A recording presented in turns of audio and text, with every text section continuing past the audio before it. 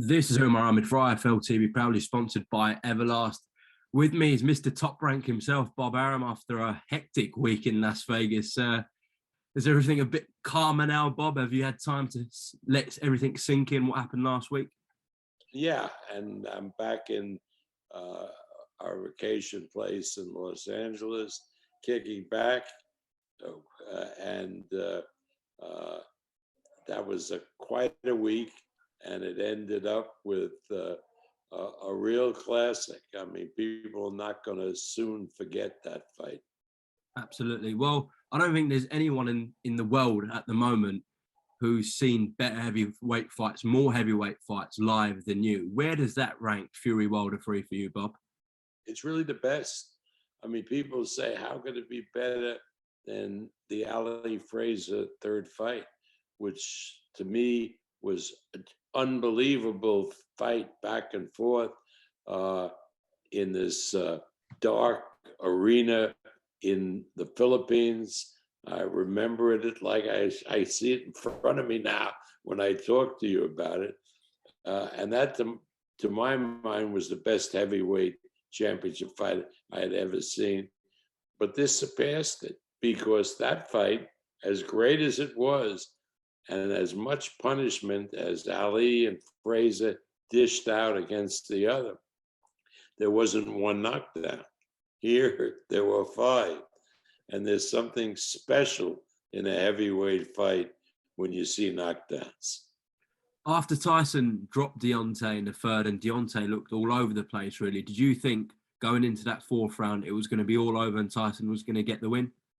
I was sitting with my wife at the fight and with Jim Dolan, who's the chairman of Madison Square Garden. And I said to both of them, well, it's all over.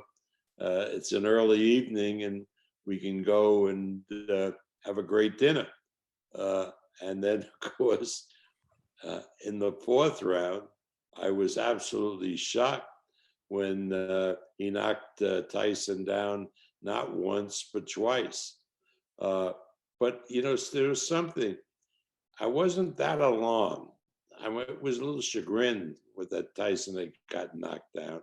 And the second knockdown was the end of the round.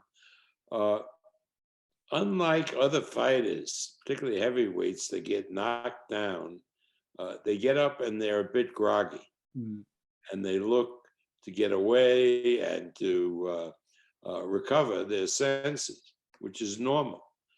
But Tyson, when he gets knocked down, as he showed in the first fight, it seems like it has no effect on him going forward. That's a gift that I haven't seen before. Guy getting knocked down, gets up like nothing happened. Yeah. Well, he got dropped in the first fight with Wilder twice. He got dropped in the third fight. But look what happened. Look what happened in that 12th round in the first fight. Absolutely, he came back better. Yeah. He looks like he's spot-ass dead. Suddenly he gets up and not only doesn't have to take time to recover, but he goes after the other guy and he's in control of the fight by the end. Now, that's remarkable. It's remarkable. Trust me, I've been in this business 57, 58 years. I haven't seen anything like that.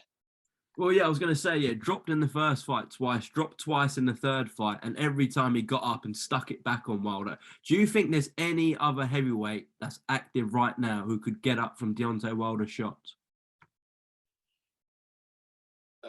I don't know. I really don't know. I haven't seen it so far. But until you see another heavyweight in with Wilder, you don't know.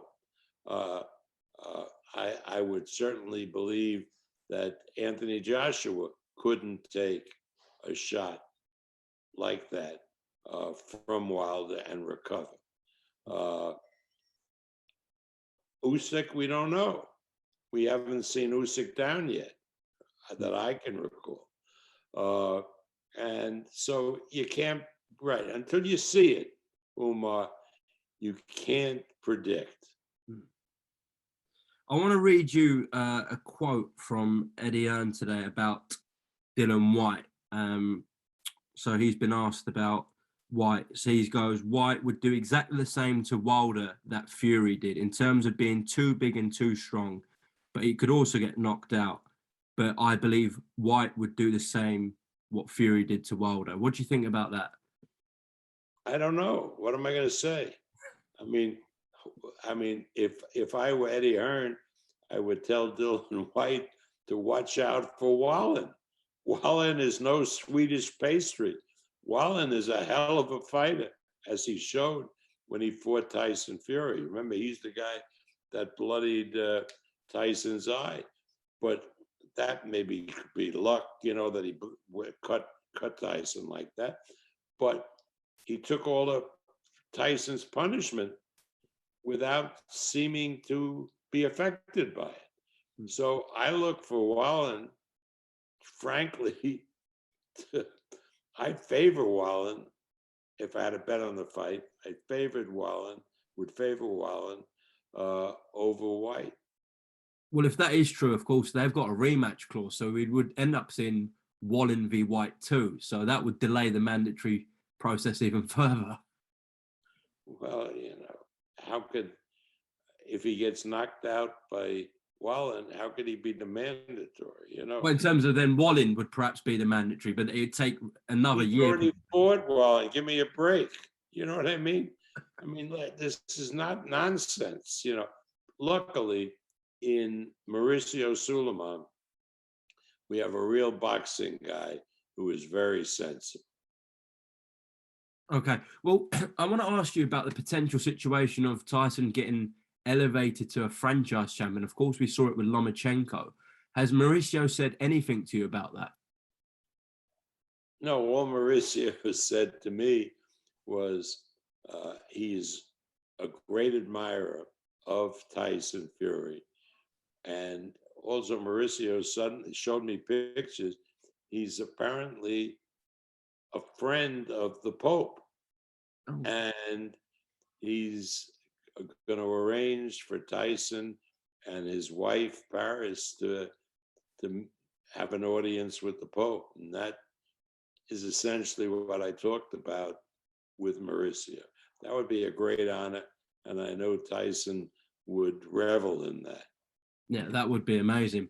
Bob, just to close off on Fury Wilder, Tyson went over to Deontay after the fight and paid him his respects, or tried to. Deontay obviously didn't reciprocate the feeling. What are your thoughts on Deontay not showing respect back? Well, it's not good, but again, you and I haven't been beaten up and concussed, I think, the way Wilder was that night. So maybe I think the charitable thing would be to give him a pass, because I went over to him, like I always do, to go over the losing corner, tell him he fought a great fight, and he wouldn't even look at me.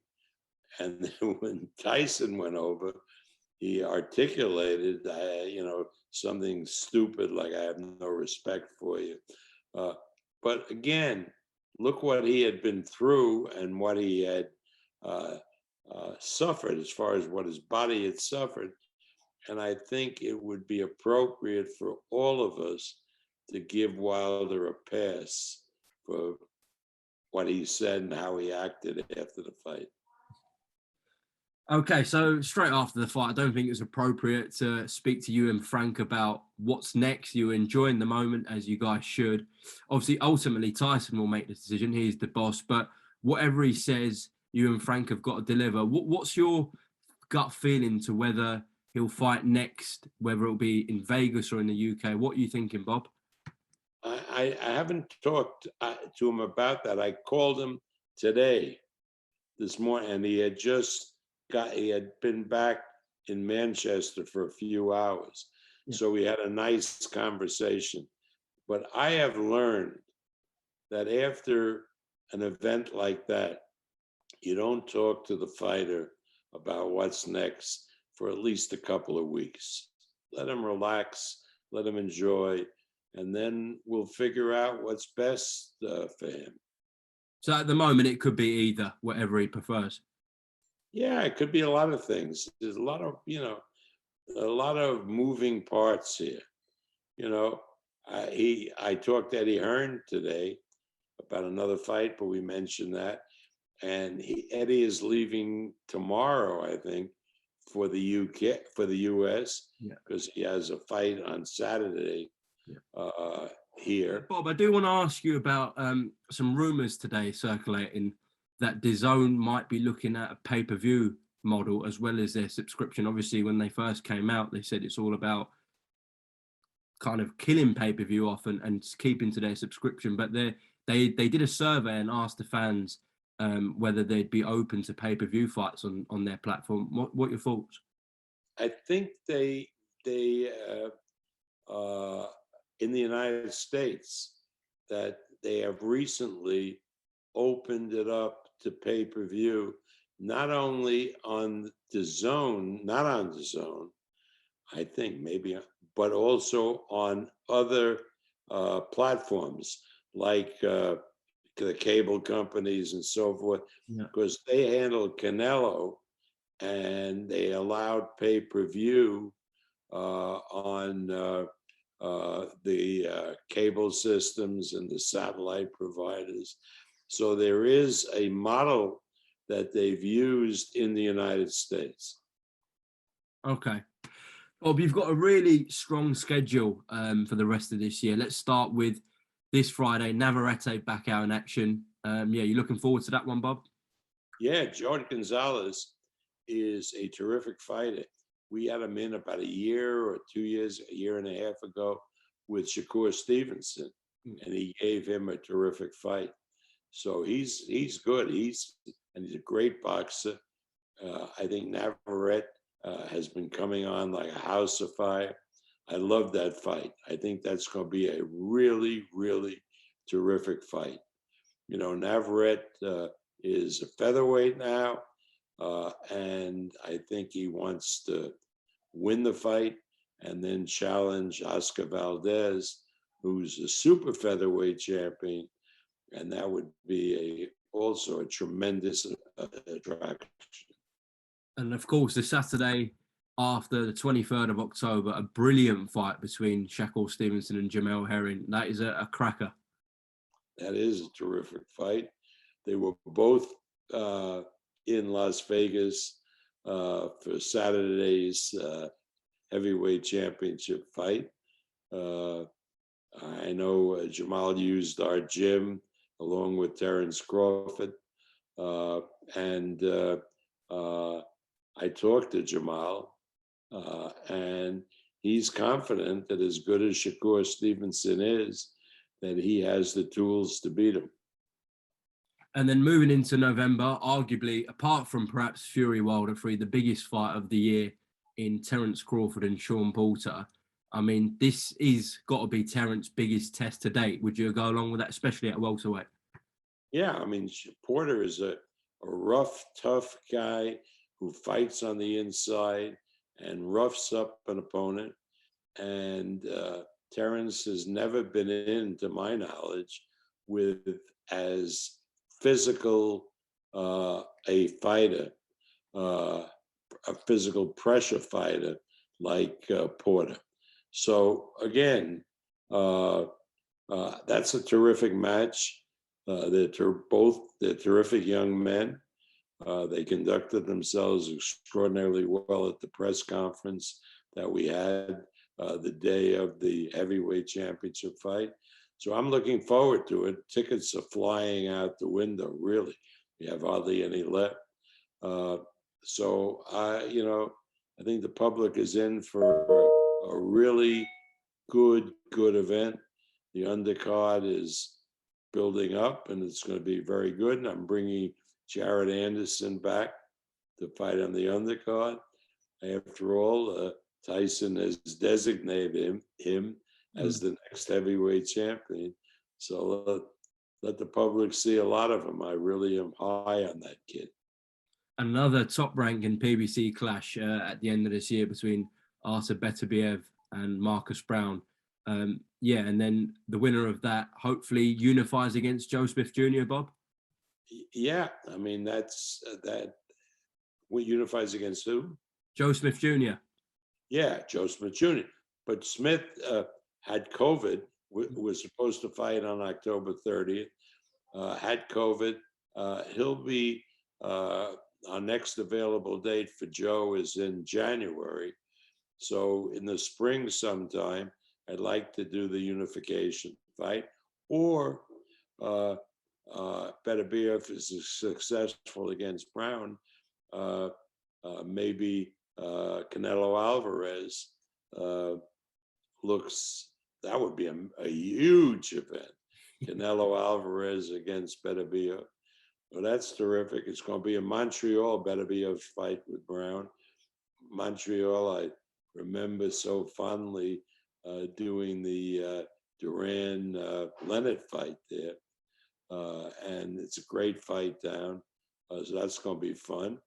And then the next day in Glasgow, we have Josh Taylor against Catterall, which will be shown live on Sky Sports in the UK. Yeah, but where are you going to be? Glasgow or Montreal?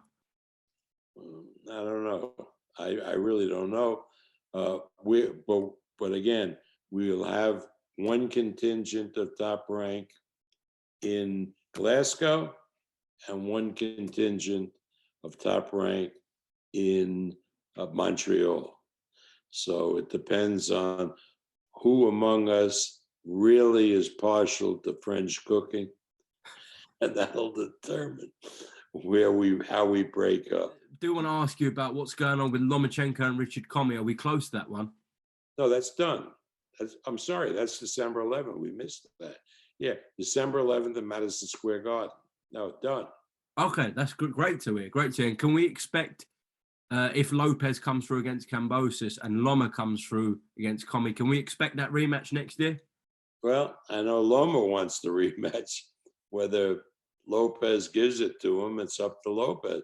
You know, I only can do so much. I give them advice. I tell them what my preference is, and I explain what the money is. But I let them all do what they want to do. And obviously, Loma wants the rematch. Lopez, you know, he listened to him. He keeps saying he doesn't want it. Well, again, he's the fighter.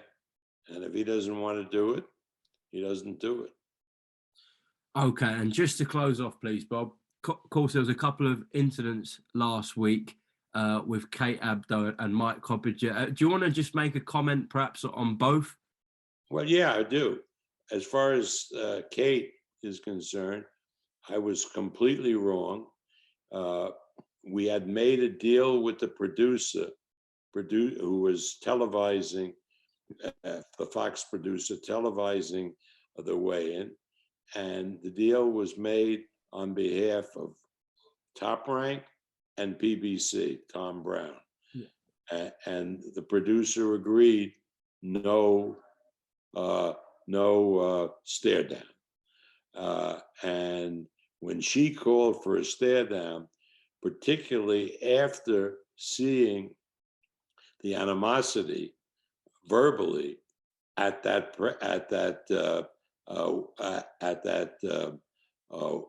press conference, I exploded, but it wasn't her fault. The producer reneged, and she gets the instructions in her earpiece, and she was told to order the stare down. She's a terrific commentator, terrific reporter, and she wasn't the one to whom I should have directed my ire. So I was completely wrong. As far as Coppinger is concerned, he's a reporter. I'm talking to a group of reporters. He's behind me, and I have trouble behind because I only got one ear, so I don't know where the sound is coming from. And he starts bellowing out, if you had paid them what they wanted, there wouldn't have been a problem. You know, He's a reporter. What do you mean pay him what they wanted? He should have come around and asked a question, not shout it from the back. Why didn't you pay them what they want?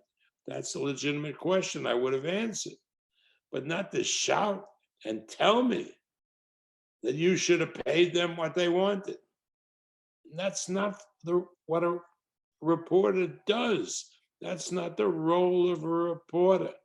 Reporter's role is to ask questions, insightful questions, get the best answers, but not to do what he did. So I told him off. He disappeared for the rest of the week. I accomplished what I want, got rid of the guy. And that's the story. So I wasn't wrong with Coppinger, but with Kate, I was completely wrong. Okay, thanks for clearing that, Bob. Well, listen, congratulations on the weekend on an epic event, and obviously your guy getting the win. I will see you in Las Vegas for Crawford v. Porter. If we don't, I'm glad you'll be there. That's a great fight, and it'll be shown on Sky Sports. Absolutely. If we don't speak before then, I will see you on Fight Week for that fight, that mega fight. So appreciate your time on IFL TV, Bob, and take care. We'll speak soon. Good talking to you as usual.